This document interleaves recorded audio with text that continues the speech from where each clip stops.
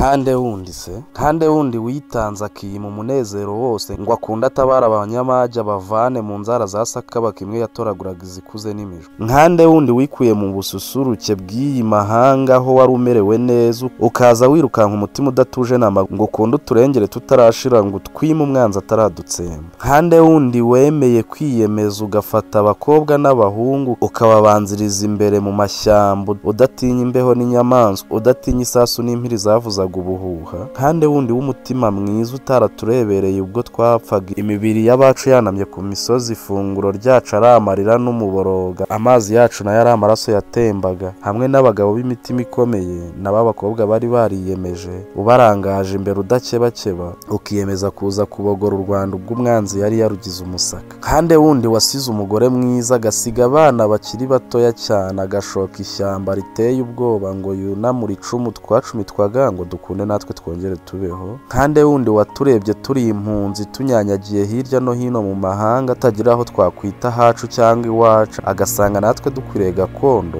akadukura ku kuba impunzi akadutuza iwacu i Rwanda. Nkande wundi twitoreye kutuyobora akadukunda nk'abana be yibyariye ubwo ruswa ikaba amateka mu gihugu iwacu urugomo rugacika tukaragirana twese ubusumbane bugacika twese tukangana umwana w'umutinda akigana n'uw'umutunzi kandi ntaho mbizi mu mateka y'isi. Mbwira nkande wundi twavuga batuvanye mu mahema na nyakatsi akatwubakira ibati n'amasima tukinjira mu mibare y'abakungu tugahorana isuku no ku mitima.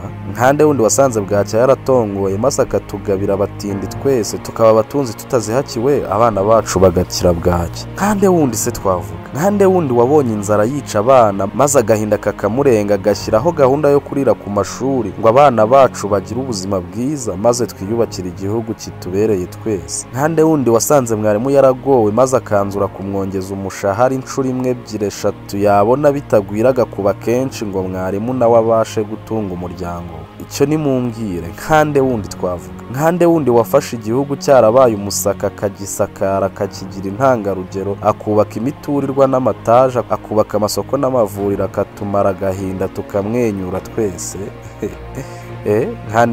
Nkande wundi wazamuye igitinyiro cy'u Rwanda ingabo zacu zikaba umutamenwa ku isi ababuze umutekano bakadutabaza tukohereza inkumi n'abasore bacu bagakoza urutoki mu mbarutso umuriro ukaka amahoro yari yarabuze akahagaruka bwango. Mbwira nkande wundi wageze mu zabukuru akadusezera tukagira ubwoba bw'aho yaba dusize tukamutakambira ngo akomeze atuyobore akadukundira akemera tutarasarara agakomeza kuduhunda ibyiza bye bidashira ngo umunezero yadusezeranyije uhoreho. Nkande wundi ruzira bwoba udatezuka watinyutse ibyari birumbaraye nk'imisozi bimwe byari bibyimbye ngo biduturikane ntiyakangwa n'ubukana bwabyo nk'ubw'umushogoro arabihangamura bwangu maze u Rwanda rwimana inshuro nyinshi ijabo rye riduhesha ijambo ntavuguruzwa ku isi yose. Yemwe bahanga mu masiyanse namwe bahanga mu mateka y'isi nimwigire hino mumbwire ndumva mumbwire undi wundi mwaba muzi wafashe igihugu cyabaye umusaka maze akagihindura paradizo nk'ako kanya. Nge nageze henshi nasomye byinshi